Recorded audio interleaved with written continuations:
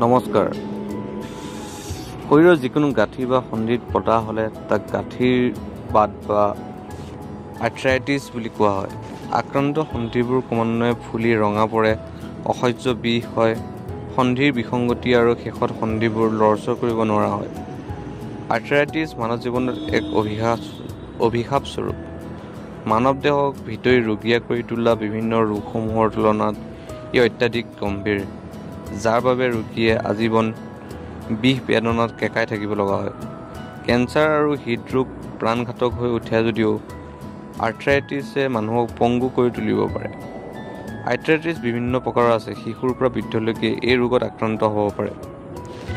ভিন ভিন ৰোগীৰ ক্ষেত্ৰত আৰ্থ্ৰাইটিছৰ কাৰণ বেলেগ বেলেগ হোৱা দেখা যায়।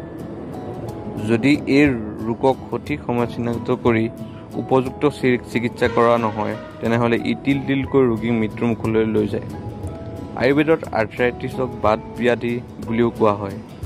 ইয়াক প্ৰধানতঃ 3টা ভাগত ভাগ কৰিব পাৰি: ৰুমেটইড আৰ্থ্ৰাইটিছ বা আমবাত, অস্টিঅ' আৰ্থ্ৰাইটিছ বা সন্ধিবাত, গাউট আৰ্থ্ৰাইটিছ বা বাতৰোক্ত। ৰেউমেটইড আৰ্থ্ৰাইটিছ আটাইতকৈ ভয়ানক।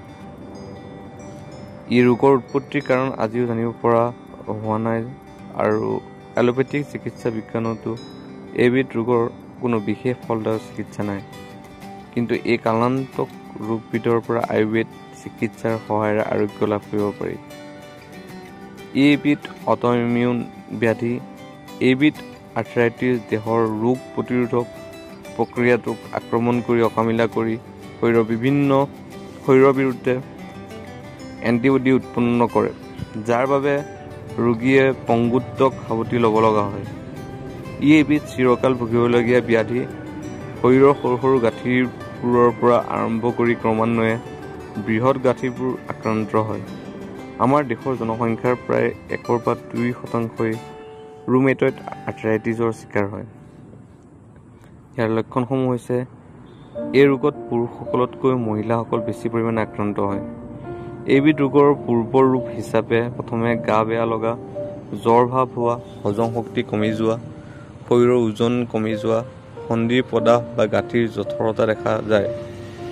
এইবিধ ৰোগত পোনপ্ৰথমে দুয়ো হাতৰ সৰু গাঁঠিবোৰ আক্ৰান্ত হয় আৰু ক্ৰমান্বয়ে শৰীৰৰ প্ৰায়বোৰ গাঁঠি আক্ৰান্ত হয়।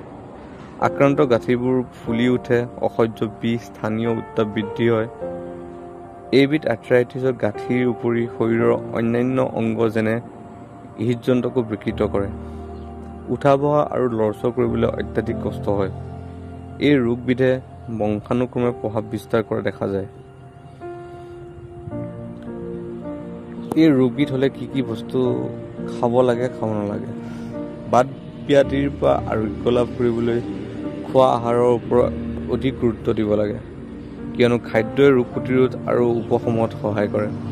আমাৰ দৈনন্দিন আহাৰত ভিটামিনযুক্ত আহাৰ যেনে ফল-মূল, সেউজীয়া শাক-পাচলি, আমলখি, আদা, নহৰু, হালধি, ছজিনা, পচতীয়া, অশ্বগন্ধা, গুভুচি, এৰা আদি বাত ৰোগনাশক উল্লেখযোগ্য বনৌষধ। সকলো ধৰণৰ আৰ্থ্ৰাইটিছত দৈ, ৰঙালাও, মৰিচা শাক, বিলাহী, মাংস আদি ত্যাগ কৰিব লাগে। সাৱধানতা: শীত-তাপ নিয়ন্ত্ৰণ কক্ষত বেছি সময় থকা, ঠাণ্ডা আহাৰ গ্ৰহণ, অত্যাধিক ঠাণ্ডা লগোৱা, মাদক দ্ৰব্য সেৱন আদিয়ে বাত ৰোগ বৃদ্ধি কৰে। সেয়েহে পৰাপক্ষত এইবোৰ এৰাই চলিব লাগে। গৰম পানীৰে গা ধোৱা আৰু খোৱা ৰোগীৰ কাৰণে উপকাৰী। যিহেতু শৰীৰৰ ওজন বৃদ্ধিত বাত ৰোগৰ কাৰণ, সেয়েহে ওজন বাঢ়িবলৈ আৰম্ভ কৰিলে সাৱধান হ'ব লাগে। পিতৃ-মাতৃ বা পৰিয়ালৰ কাৰোবাৰ আৰ্থ্ৰাইটিছ থাকিলে শৰীৰৰ পৰা সাৱধান হ'ব লাগে।